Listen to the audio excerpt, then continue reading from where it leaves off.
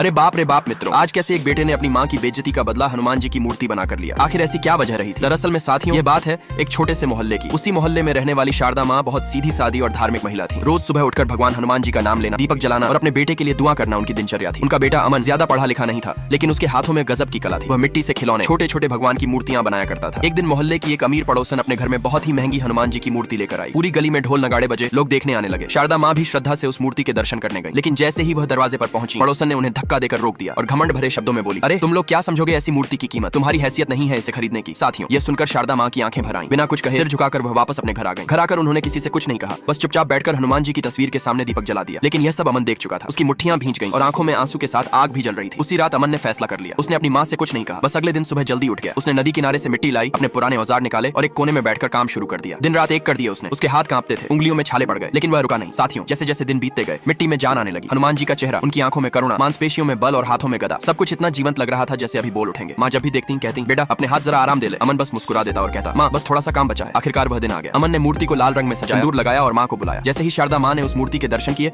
उनके आंसू रुक ही नहीं पाए। वह बोली, बेटा ये तो साक्षात हनुमान जी लग रहे हैं। धीरे धीरे खबर पूरे मोहल्ले में फैल गई। लोग देखने आने लगे। वही घमंडी पड़ोसन भी आई। मूर्ति देखकर वह सन्न रह गई। किसी ने कहा, ये मूर्ति तो बाजार की महंगी मूर्ति से भी सुंदर है, लेकिन मूर्ति को देखने से पहले रुक जा बेटा। तेरे माता पिता को आज शाम 12 बजे कैंसर हो जाएगा। अगर तू अपने माता पिता को कैंसर होने से बचाना चाहता है तो इस बच्चे की वीडियो को लाइक करके चैनल सब्सक्राइब कर और कमेंट बॉक्स में जय बजरंगबली जरूर लिख कर जाना, नहीं तो तेरा संकट नहीं टलेगा। लास्ट में भैया ने ऐसी मूर्ति बना दी जिसे देखकर तो पड़ोसन भी हैरान हो गई।